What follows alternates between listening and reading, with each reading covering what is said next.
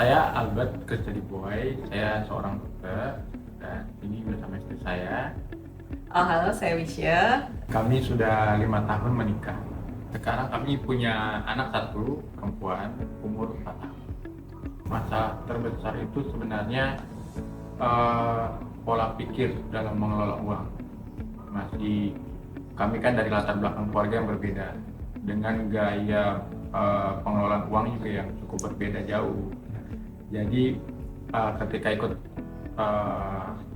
riset ini, kami jadi punya seperti template berpikir, fondasi berpikir. Jadi walaupun kami mungkin masih ada banyak perbedaan, tapi kami tahu tujuannya seperti ini, intentionality-nya seperti ini, dan akhirnya kami sama-sama bisa saling mengingatkan. Itu tadi sama seperti Albert bilang, dalam pengelolaan keuangan kami waktu awal menikah itu banyak banget perbedaannya, karena ya Albert dari latar belakang keluarga itu yang berbeda, yang sangat tight dengan keuangan, dan kalau saya yang lebih menikmati, enjoy. Jadi dengan FDFC kami ya punya template yang seperti Albert bilang, supaya bisa diatur baik-baik keuangannya, bisa menabung, intentionality. Jadi ke depan itu mau apa sudah diatur dari sekarang seperti apa. Jadi bersyukur sih kemarin bisa ikut FDFC. Kami punya pola pikir yang bisa disetarakan, jadi nggak terlalu banyak perbedaan.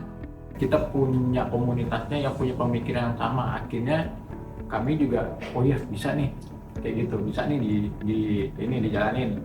Nah, kami ngobrol gimana nih ke depan untuk lebih baik. Terus kita udah dapat materi ini, teori ini, prakteknya gimana, terus kira-kira mengelolanya gimana gitu. Jadi akhirnya kami bicara berdua, ngobrol, namanya masih ini ya, membiasakan. Masih ada yang nggak gini, tapi lama-lama kami jadi gini titik temunya gitu. Ini maksudnya materi yang titik temunya kayak gini.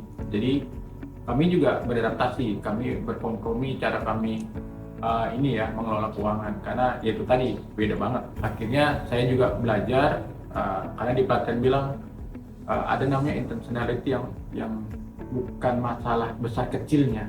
Nah, saya dulu tuh masalah besar kecilnya, tapi karena ikut pelatihan ini jadi ngerti, tujuannya ini bukan masalah besar kecilnya. Kalau memang sesuai tujuan, ayo kita jalan sama-sama, fight sama-sama gitu. Akhirnya ya bisa lebih enak lah untuk ininya ke depannya gitu. Jadi dalam tanda kutip nggak takut ngeluarin duit. Nah, jadi kami lebih percaya, Tuhan nih udah pasti ngasih deh gitu. Tapi intentionality-nya gimana? Tujuannya sesuai nggak gitu dengan yang di awal? Iya, yang dari FDFC kemarin yang di awal-awal materi itu kan ada yang bagian yang Prof suruh nulis yang anggaran itu kan sebenarnya itu sudah, saya itu karena keuangannya seperti morat-marit karena gajinya yang seperti yang nggak stabil, itu jadi saya tuh sebenarnya malas mau buat kayak gitu.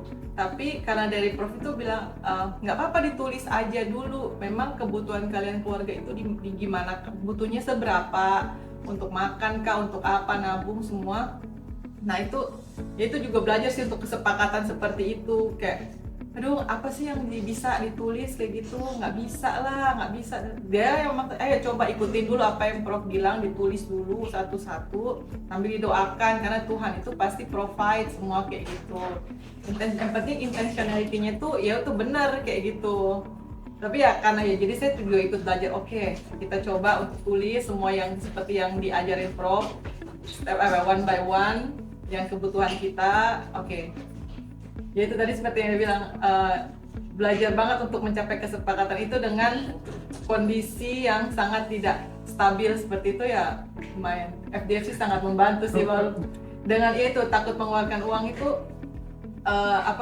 juga benar, kayak intentionality-nya makanya suka yang supaya sehat, organik atau apa, ya nggak apa-apa, mungkin harganya agak lebih di atas sedikit dari MS, tapi memang intentionality-nya untuk supaya sehat keluarga. Kami jadi akhirnya berpikir, bisa ya berpikir seperti itu, ternyata nggak harus selalu yang